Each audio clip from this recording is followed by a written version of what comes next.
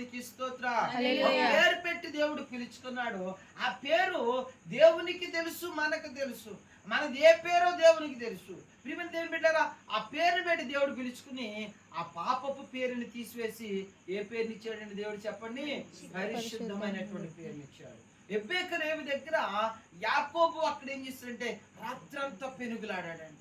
రాత్రంతా పెనుగులాడి ఏడ్చాడు, అయ్యా నా మోసపూరితమైనటువంటి నా పాపపు బ్రతుకును, నా నీచమైన బ్రతుకును, దుర్వాసన కలిగిన బ్రతుకును, పంపు కొట్టే బ్రతుకునిచ్చి నన్ను విడిపించు, నన్ను విడిపించు, నన్ను మార్చు, మహిమకరముగా నన్ను వాడుకో, దీవెనకరముగా నన్ను వాడుకో. నా పేరుని బట్టి ఇదిగో నేను మోసం చేస్తున్నానేమో, నా పేరుని బట్టి నేను అన్యాయం కొంటున్నానేమో, నా పేరుని బట్టి దుర్మార్గం ఉంటున్నానేమో, నా పేరుని బట్టి ఎవరు నన్ను చేరదీయటం లేదేమో.